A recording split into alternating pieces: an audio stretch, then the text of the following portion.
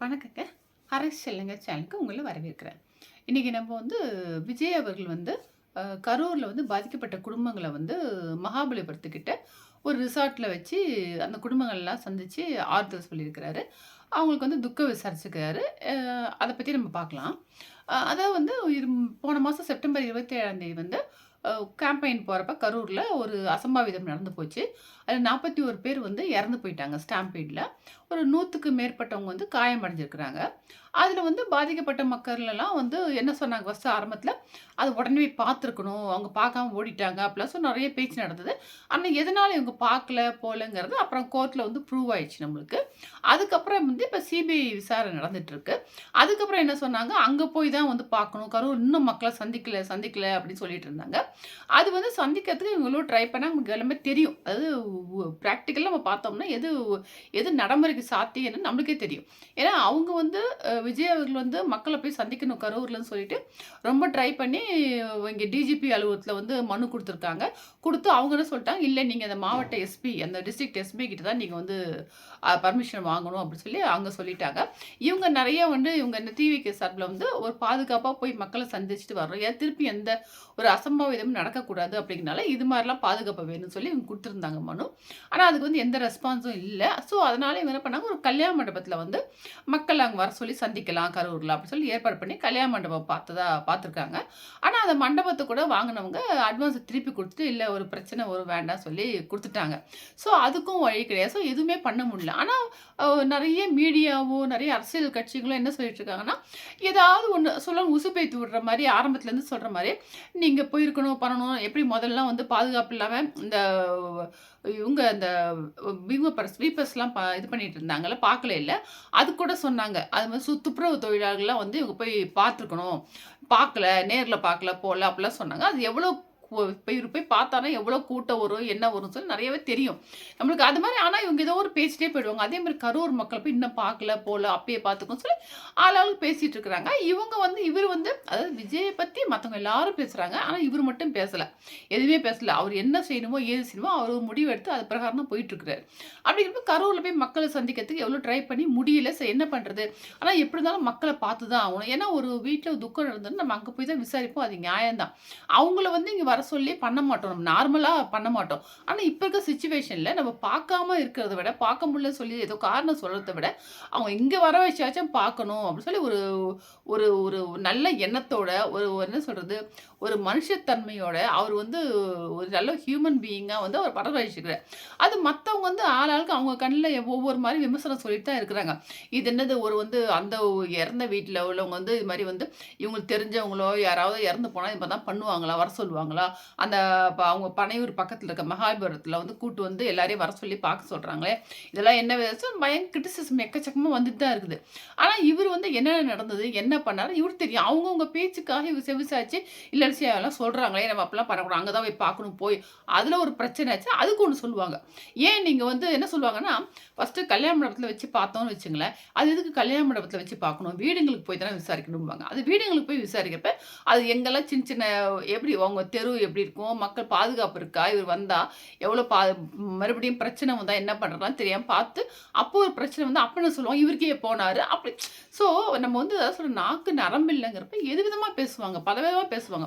So எல்லாரையும் எப்பயும் நம்ம திருப்திப்படுத்த முடியாது. ஸோ அப்படிதான் அரசியல்ல ஒருத்தர் வந்தாருன்னா, அப்படிதான் பண்ணுவாங்க. டார்கெட் பண்ணுவாங்க. அப்படிதான் பேசுவாங்க. ஆனா நம்ம அதெல்லாம் கவனிக்காம, நம்மளுக்கு என்ன நோக்கமோ, என்ன கோலோ அத வச்சு நம்ம போயிட்டு இருக்கணும். அவ்வளோதான். அத அப்படிதான் கரெக்ட்டா பண்ணிட்டு இருக்காரு அவரு. அவரும் எவ்வளவோ ட்ரை பண்ணி முடியல. அதுவரைக்கும் அவரு முதல்ல வந்தோனே ஒரு அறிக்கை விட்டாரு. அதுக்கப்புறம் ஒரு வீடியோ ஒண்ணு பேசினாரு. அப்போ மன்னிப்பு கேட்கல அப்படின்னு அத விட ஒரு கிரிட்டிசிசம் நெறைய வந்துச்சு. அதுக்கப்புறம் நிர்வாகிகளோ, தொண்டர்களோ யாருமே ஒரு அதாவது டிவிக்கே ஒரு கட்சி இருக்குதா? அப்படிங்கிறது தெரியாத மாரி இருந்தது. ரொம்ப சைலன்ட்டா இருந்தது. அதுக்கு நடுவுல மத்தவங்க தான் ரொம்ப பேசினாங்க. டிவிக்கேலேருந்து இங்க போயிட்டாங்க. கட்சிய மூட போறாங்க. கட்சிய கலைக்க போறாரு. என்னென்னவோ பேச்செல்லாம் வந்துச்சு. அங்க இவங்க கூட அலையன்ஸ், அவங்க கூட அலையன்ஸ்னாங்க. அதுக்கப்புறம் கட்சிய கலைச்சிட போறாங்க. இல்ல என்னென்னவோ பேச்செல்லாம் வந்துச்சு. ஆனா எதுக்கும் வந்து யாரும் பதில் சொல்லவே இல்ல. அப்புறம் உட்கட்சி பூசலு, கட்சியில அப்படின்னு சொன்னாங்க. ஸோ பலவிதமா நியூஸ் வந்துகிட்டே இருக்கு. அதாவது இவங்க பேசாட்டி கூட இவங்கள பத்தி மத்தவங்க பேசிட்டே இருந்தாங்க டெய்லி. இந்த 1 மாசம் நெறைய பேச்சு வந்துச்சு. அதுக்கெல்லாம் வந்து முற்றுப்புள்ளி வைக்கிற மாரி இன்னைக்கு அவர் என்ன பண்ணணுமோ, எல்லார் குடும்பத்தையும் வந்து அதுக்கு முன்னாடி வந்து ஒரு நிவாரணம் குடுத்திருந்தாரு. எல்லாருக்கும் வந்து இறந்தவங்க குடும்பத்துக்கு வந்து 20,00,000 குடுத்திருந்தார் நிவாரணம். அதுக்கப்புறம் ஹாஸ்பிட்டல்ல அட்மிட் ஆனவங்க குடும்பத்துக்கு ஒவ்வொருத்தருக்கும் 2,00,000ன்னு சொல்லியிருந்தாரு. ஸோ அது பிரகாரம் வந்து எல்லாருமே வந்து ஆனா வெளியில எதுவுமே பெருசா பப்ளிசிட்டி ஆவல. ஒண்ணும் வெளியிலயும் வரல. இவங்க நிர்வாகிகள்லாம் போய் அவங்க வீட்ல ஒவ்வொரு வீட்டுக்கா போய் பேசி எல்லாம் என்னென்னன்னு ஆறுதல் சொல்லிட்டு இந்த பணத்த வந்து குடுத்துட்டு, அவங்க அவங்க சம்மந்தப்பட்டு வாங்குனவங்க தான் வந்து காமிச்சிருந்தாங்க. கிரெடிட் ஆயிடுச்சு, போயிடுச்சுன்னு சொல்லலாம் போட்டிருந்தாங்க சில பேர். அதுக்கப்புறம் என்ன பண்ணா, அங்கருந்து வந்து விஜய் வந்து ஒவ்வொரு வீட்லயும் வந்து வீடியோ கால்ல பேசியிருக்கிறாரு. அழுது பேசி அவ்ளோ ஆறுதல் சொல்லி நான் கண்டிப்பா வரேன் கரூருக்கு அப்படிலாம் சொல்லியிருக்கிறாரு. அவங்க எல்லாருமே சொன்னாங்க பேசிருக்கு. அது முடிச்சதுக்கப்புறம் வர முடியாத சூழ்நிலை ஆயிப்போச்சு. ஸோ இனிமே தாமதப்படுத்த வேண்டாம்.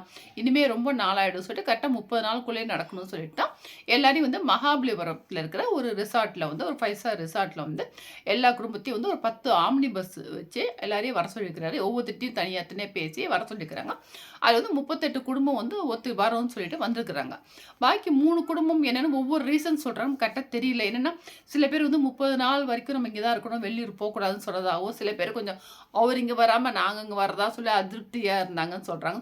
கரெக்ட்டா நமக்கு தெரியல என்னன்ட்டு. ஸோ 3 குடும்பம் மட்டும் வரல.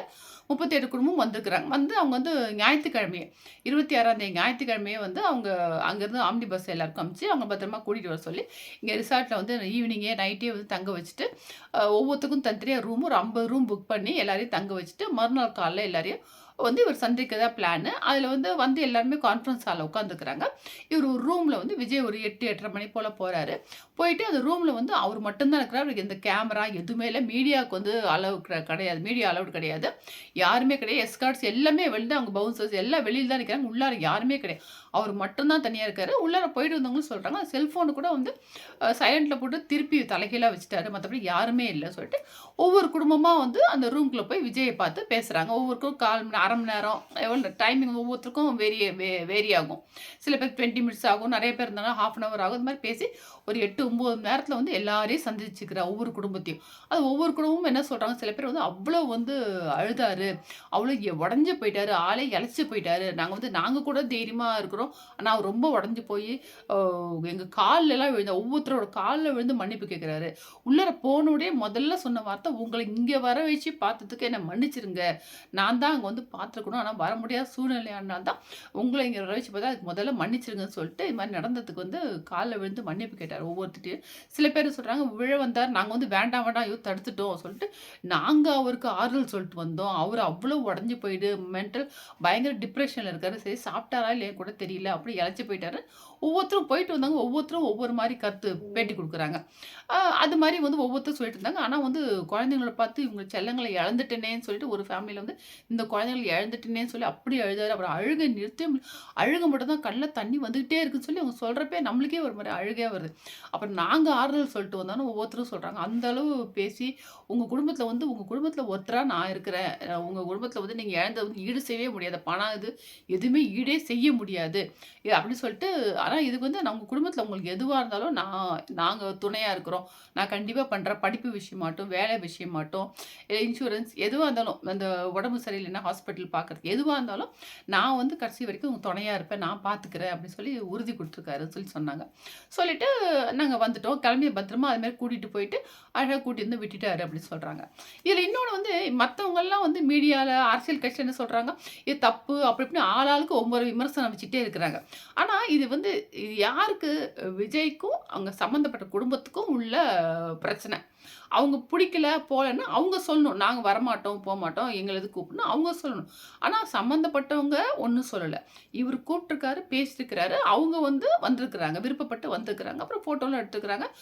அவங்க இறந்தவங்க ஃபோட்டோலாம் குடுத்து ஒவ்வொருத்தர் கதையும் கேட்டு அவ்ளோ இது பண்ணியிருக்கிறாரு. அந்த அளவு பண்ணி கூட்டிட்டு வந்துட்டு ஜாக்கிரதையா அவங்கள வீட்ல கொண்டு போய் விட்டுட்டு விட்டுட்டு வந்திருக்கிறாங்க.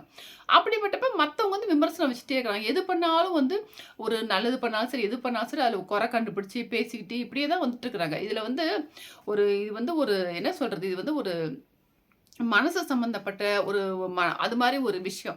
இத வந்து நம்ம வந்து அரசியல் ஆக்கக்கூடாது இத. ஒருத்தவங்க இறந்து போயிட்டாங்கன்னா, ஒரு துக்கமான விஷயம் போனா, அவரு பார்க்குறாரு, போறாரு. அது தனிப்பட்ட விஷயம். அத விட்டுட்டு அதையே அரசியலாக்க போயி, அதிலயும் பலவிதமான கருத்துக்கள் வச்சு ஏதோ என்ன சொல்றதுன்னே தெரியலங்க. ஒரு நல்லாவே இல்ல. அவங்க பாதிக்கப்பட்ட குடும்பங்களுக்கு என்ன நெனைப்பாங்க? பணத்த காமிச்சு, பணத்த குடுக்கறனால, பணத்த குடுத்து எல்லாரையும் கூப்பிடுறாரு அப்படிலாம் சொன்னா, அவங்க ஏங்க சாதாரணமா வேற இது இல்லைங்க. உயிர் இழந்து போன குடும்பம். அவங்க வீட்ல ஒருத்தர் இழந்திருக்கிறாங்க. 2 பேரா இழந்திருக்கிறாங்க. அப்படிப்பட்டவங்க அங்கருந்து கிளம்பி போயிருக்கிறாங்கன்னா, அவங்க பணம் குடுக்குறாருன்னா போயிருக்கிறாங்க. சொல்லுங்க பாப்போம். அப்படி கிடையாது. ஸோ இதெல்லாம் வந்து கொச்சைப்படுத்தி பேசக்கூடாது ஒண்ணு. ஸோ அது வந்து இது ஒரு மாரி முடிச்சதுக்கு அவருக்கு இப்ப தான் வந்து கொஞ்சம் மனசு நிம்மதி. ஏன்னா, அவங்க பாதிக்கப்பட்ட பார்க்கலன்னு வெளியிலயே வரல. அவர பத்தி ஒரு நியூஸ் கிடையாது. ஒரு எதுவும் அறிக்கை எதுவுமே வரவே இல்ல. இப்ப பார்த்ததுக்கப்புறம் அவங்க சம்மந்தப்பட்ட குடும்பம், அவரு வந்து அவங்க இன்னும் பாதிக்கப்பட்ட குடும்பம் என்ன சொல்றாங்கன்னா, ஒருத்தர கூட வந்து விஜய் மேல தப்பே சொல்லல. என்ன சொல்றாரு, ஒருத்தவங்க சொல்றாங்க, இந்த ரோட்லங்க அதாவது சனிக்கிழமை மீட்டிங்ன்னா உங்களுக்கு கேம்பெயின்னா வெள்ளிக்கிழமை காலையில வரைக்கும் கரெக்ட்டா சொல்றாங்க. வெள்ளிக்கிழமை காலையில வரைக்கும் உங்களுக்கு வந்து எந்த இடம்னு குடுக்கவே இல்ல. அப்புறம் தான் திடீர்னு இந்த இடத்த குடுக்குறாங்க. இந்த இடம் நீங்க வந்து ரிப்போர்ட்டர்ட்ட சொல்றாங்க. நீங்க வந்து சென்னை ஆளு. உங்களுக்கு இத பத்தி தெரியுமா? தெரியாது. எங்களுக்கு தான் தெரியும். இந்த ரோட்ல ஒரு பஸ் போயிட்டு ஒரு ஸ்கூட்டர் மட்டும் தான் முடியும். அந்த அளவு தான் இடம். இதுல போய் யாராவது மீட்டிங் நடத்துறதுக்கு இடம் குடுப்பாங்களா? இது எவ்வளோ பட்ட இடம்? அதுவும் அவரு திருப்பி திருப்பி சொன்னாரு. குழந்தைங்கள கூட்டிட்டு வராதீங்க, லேடீஸ் வராதீங்க, குழந்தைங்கள கூட்டிட்டு வராதீங்கன்னு படிச்சு படிச்சு சொன்னாரு. நாங்க தான் கேட்காம குழந்தைங்க பார்க்கணும், விஜய் மாமாவ பார்க்கணும், விஜய் அண்ணாவ பார்க்கணும்னு சொன்னாரு. நாங்க தான் கூட்டிட்டு வந்தோம். எங்க தப்பு தான் அது. அவர் மேல ஒரு தப்பும் கிடையாது.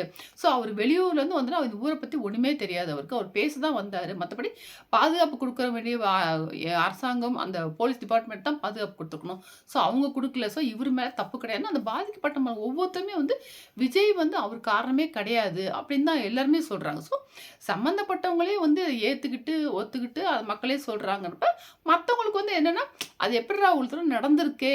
அவரு மீட்டிங்ல நடந்திருக்கப்ப அவரு மேல தான கோவம் வரும் மக்களுக்குன்னு எதிர்பார்த்து, ஆனா இல்லன்னோன மத்தவங்களுக்கு வந்து, என்னடா இப்படி போச்சு சொல்லி வேற விதமாலாம் பேச ஆரம்பிக்கிறாங்கன்னு வச்சுங்களேன். ஸோ அது வந்து நம்மளுக்கு எல்லாருமே பார்த்துட்டு தான் இருக்கிறாங்க. மக்கள்லேருந்து எல்லாமே பார்த்து தான் இருக்காங்க. எது உண்மை எதுன்னு சொல்லி அந்த கடவுளுக்கு தெரியும், மக்களுக்கும் தெரியும். அது போக போக தெரியும். அதே மாரி இப்ப சிபிஐ விசாரணை ஒண்ணு நடந்துட்டு இருக்கு. அது ஒண்ணு போயிட்டு இருக்குங்க. இதுக்கப்புறம் வந்து என்னன்னா, இவரு வந்து நாளைக்கு வந்து இது முடிஞ்சதுக்கப்புறம் நாளைக்கு வந்து அவங்க இதுவரைக்கும் அந்த ஒரு 30 நாள் போகட்டும் தான் வெயிட் பண்ணாங்க போல இருக்கு. அது எல்லாம் துக்க காரியமெல்லாம் விசாரிச்சதுக்கப்புறம், நாளைக்கு வந்து பனையூர்ல வந்து நிர்வாகிகள் கூட்டம்லாம் நடைபெறுது.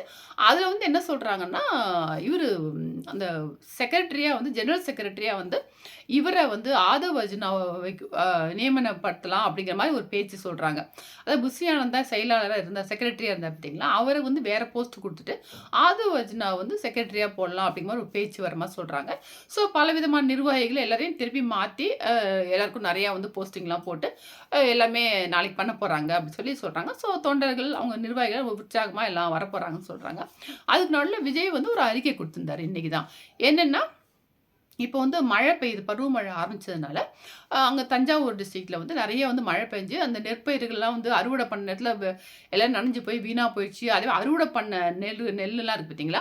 அதெல்லாம் வேற மழையில நனைஞ்சு, அதில வேற வந்து நெறைய முளைச்சு வீணா போச்சு அப்படிங்கிறனால, அதுக்காக ஒரு அறிக்கை ஒண்ணு குடுத்திருந்தாரு. அந்த அறிக்கையில வந்து நெறைய சொல்லியிருந்தாரு. இது மாரி வந்து நெற்பயிர்கள்லாம் வந்து அத விலை குடுத்து வாங்குறப்ப வந்து அத பத்திரமா சேமிச்சு வைக்க ஒரு சேமிப்பு இடம் இல்ல. அந்த வயல்ல வந்து தண்ணி வந்து நின்னுனா, தண்ணி அப்படியே நிக்காம ஓடுற மாரி போறதுக்கு, அதுக்கு ஒரு ஃபெசிலிட்டிலாம் இல்ல. ஸோ நெறைய சொல்லியிருந்தார் விஷயம்.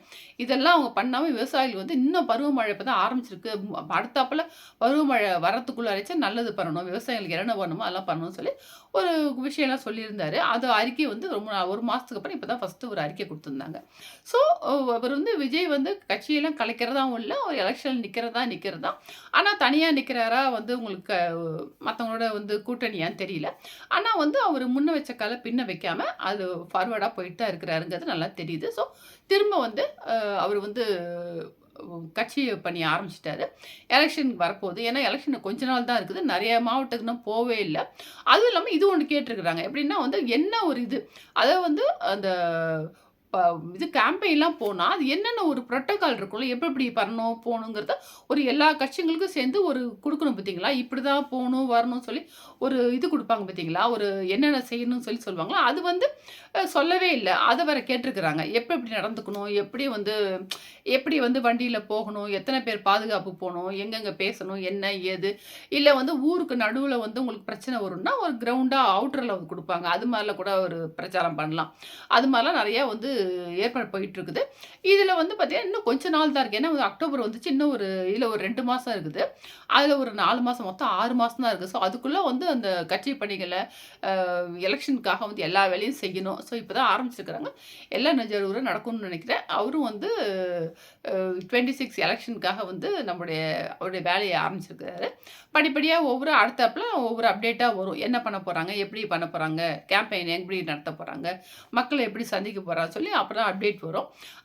அதே வரை நம்ம ஜனநாயகன் படம் இது நடுவுல வந்து கொஞ்சம் அது போஸ்ட் ப்ரொடக்ஷன்ல கொஞ்சம் வேலையெல்லாம் இருக்குன்னு சொல்றாங்க. ஏன்னா, அது ஆடியோ லான்ச் வேற இருக்குது. இப்போ ஜனவரில ரிலீஸ் ஆக போதா, அது கொஞ்சம் வேலை இருக்குன்னு சொல்றாங்க. ஸோ, அதையும் சைமல்டேனியஸா அதையும் பார்த்துக்கிட்டு, இதையும் பார்க்க போறாருன்னு சொல்றாங்க. ஸோ, நல்லபடியா வந்து நடக்க போது. இதுக்கு இப்ப இனிமே வந்து அரசியல் விஷயங்கள்லாம் ஒவ்வொன்னா வெளில வரும். என்ன ஏதுன்னு சொல்லிட்டு. வந்தோனே நான் உங்களுக்கு அப்பப்ப அப்டேட் குடுக்குறேன். இந்த வீடியோ வந்து உங்களுக்கு பிடிச்சிருந்தா லைக் பண்ணுங்க, ஷேர் பண்ணுங்க. எப்படி இருந்து கமெண்ட்ஸ்ல சொல்லுங்க. சப்ஸ்கிரைப் பண்ணிக்கோங்க. Thank you.